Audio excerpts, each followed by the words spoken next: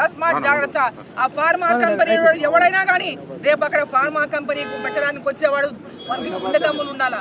ఒక రైతుల భూములని తీసుకొని ఇష్టం లేకుండా బలవంతంగా ఎవరికో ప్రైవేట్ వాళ్ళకి నీవు ఎందుకే బలవంతంగా భూములు కొనిస్తున్నావు? చాతగాని దద్దమ్మ రేవంత్ రెడ్డి, చాతగాని దద్దమ్మ. అంతకంటే ఏం మాట్లాడతాడు?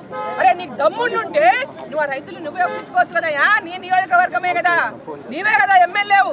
నువ్వు ఎందుకు ఒప్పించలేకపోయినావు? చేతగాని దద్దమ్మ ముఖ్యమంత్రి.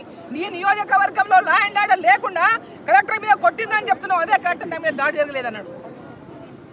నీ నియోజకవర్గంలో ఒక గ్రామంలో ఆ రైతుల యొక్క కష్టాలను బాధలను అర్థం చేసుకునేటువంటి సన్యాసి ముఖ్యమంత్రి.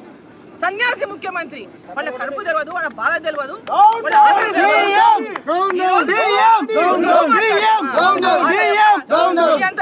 నీవు అందరితో ఎవరితో నీవు ఫార్మా కంపెనీలతో నువ్వు లోపుట్టుపోయి నువ్వు పడుతున్న ఇదైపోయి పేదవాళ్ళ భూములు లాక్కోనికి నువ్వు తయారైపోయి ఇక్కడ రాజకీయాలు మాట్లాడతావా? నువ్వు రాజకీయాలు